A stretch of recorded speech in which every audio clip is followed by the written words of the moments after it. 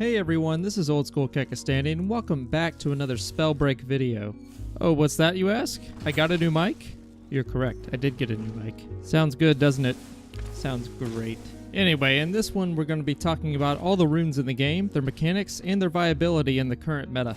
Also, some runes by their design are going to be better for solo play, while others might be better for duo or squad play. This is especially true for one rune in particular, but I'll make sure to mention all of the rune's upsides and downsides as we go along. Without further delay, let's get into the video. Up first, we have a pretty powerful rune in the form of Wolf's Blood. This rune has a base cooldown of 20 seconds, and when activated allows the user to see outlines of other players through obstacles and terrain up to 50 meters for 40 seconds. The caveat to this rune is once activated, the user howls to the sky, allowing other players to hear when it is activated. Other than that, its ability is very cut and dry and basically offers a wall hack for 40 seconds. The upside to this rune is obviously the increased awareness of other players, which, needless to say, can be incredibly useful. Unfortunately, the downside to this rune is that once combat starts, it's pretty much useless. The rune offers no mobility or protection, and if activated during combat can alert other players to the user's location, essentially ringing the dinner bell for hungry breakers. Generally, you'll only want to carry this rune if you can compensate for its lack of movement with a team of human shields, such as in squads, or if you plan on not fighting other people. Otherwise, steer clear of this rune in solos and duos. Our second rune for the day is the Teleport rune, and once upon a pre-alpha, it was one of the best runes in the game. Unfortunately, that time has passed, and it is now a shell of its former self. Possessing a cooldown of 20 seconds, a cast time of 1 second, and a teleport distance half of what it used to be, this rune can be used to get to hard-to-reach places, nooks and crannies, and the occasional breaker. Unfortunately again, the teleport targeting system isn't always reliable, and sometimes you will find yourself falling back down the hill you're trying to get up, or even just not teleporting at all. In addition to this, the rune isn't even the best for traveling anymore. The travel niche of the teleport rune can be matched and overcome with another rune on this list, and it is overall outclassed by most runes in the game, so I would not recommend picking this up for the moment during your travels. Up next, we have the Flight rune, and this is a very middle-of-the-road rune. With a cooldown of 25 seconds and a cast time of 1 second, this rune allows the user to take flight and soar into the sky for 5 seconds. The flight speed of this rune is deceptively slow, however, and you cannot attack while you're in the flight animation, so do take care to avoid aggressive lances of ice when flying to safety. In addition to getting away from combat, this rune can also be used to chase down your prey and finish them off when they try to flee. Whether you're trying to close the distance or extend it, the Flight rune can certainly help you with either task. Coming up fourth is a surprisingly useful rune in the form of Featherfall. Boasting one of the lowest base cooldowns on the list at 12 seconds and a flight or falling time depending on your terrain, this rune allows the user to sort of float in the air for a time before returning to the ground much slower than a regular fall.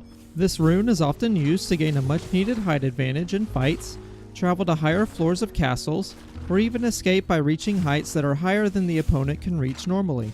Featherfall is one of the few runes that are a staple of some playstyles I know about, and is particularly useful when you want to keep your movement going while you recharge your mana. While a particular nerf to Featherfall's movement with Frost Alacrity makes it less cheesy, it's still quite a good rune to use with the right setup.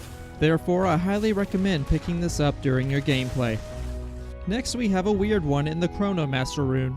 With a cooldown of 25 seconds, the Chrono Master rune allows the user to return to the point in time they were at 4 seconds ago. This means that when activated, the user teleports to the location they were in 4 seconds ago, but their health and armor slowly returns to the amount they were at over the course of 4 seconds. If you get damaged during this recharge time, too bad, so sad, you lose your regeneration. You also can't attack while you recharge your armor and health.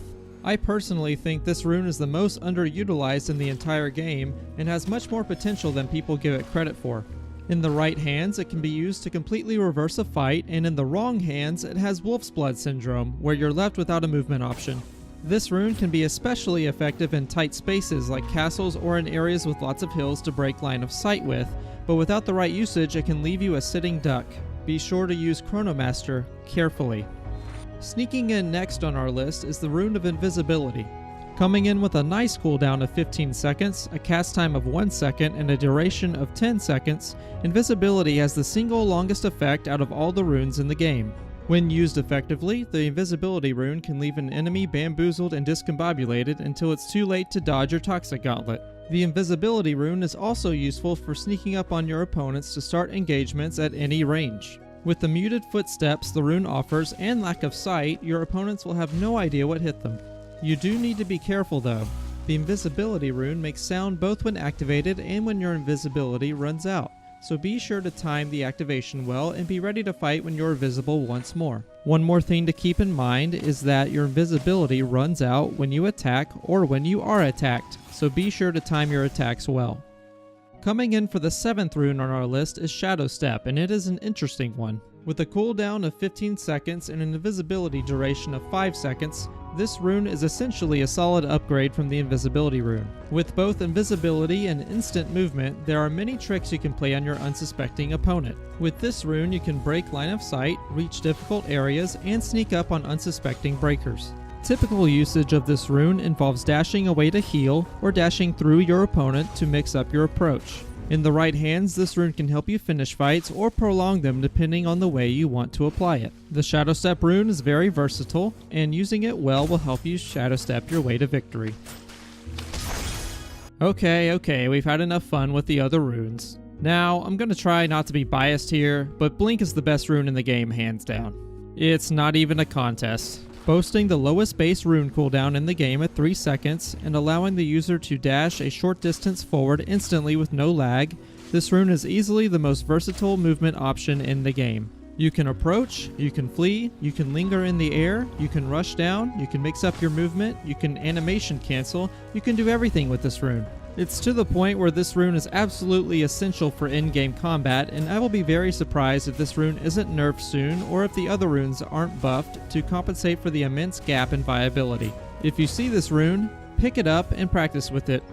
You're gonna need it.